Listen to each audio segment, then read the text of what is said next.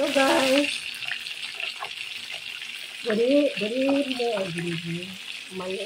Guys, good morning. Ngayon nagpiprito ako ng tilapia, guys. Sweet and sour po yan, guys. So, pinito ko tilapia isda, guys. Sweet and sour na tilapia, guys. Yan, oh.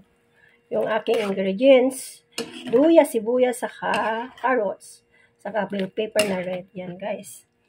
Pag kumulo yan, guys, iulog na natin yung ating tilapia na pinirito, guys.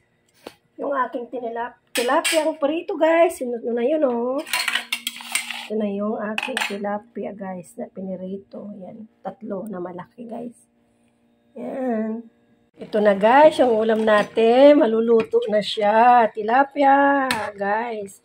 Sweet and sour na tilapia, guys. Yan, luto na. Yum na to, guys. Ito yung ulam namin sa tanghalian, guys. Yan, oh. Sarap to, guys. Yan, yung ating ulam ngayon. Guys, ito na yung ating sweet and sour na tilapia. Ang ulam today. Tanghalian, guys. Yan, yung ulam ngayon na iniluto ko. Sweet and sour, guys. Yan. Sweet and sour na tilapia, guys. 3 malalaki. Yan na, guys, so. Yum. Ang ating ulam ngayon. Sweet and sour na tilapia.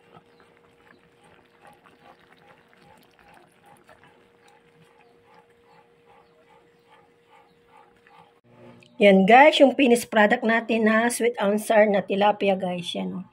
Ito yung ulam namin ngayong tanghalian, guys. Yan, guys, yum ang aking luto ngayon. Sweet and sour na tilapia, guys. Yan, oh. Tikman naman natin kasi nakakasawa ng puro prito, no? Kaya tikman naman natin yung ibang putahe, guys. Yan, oh.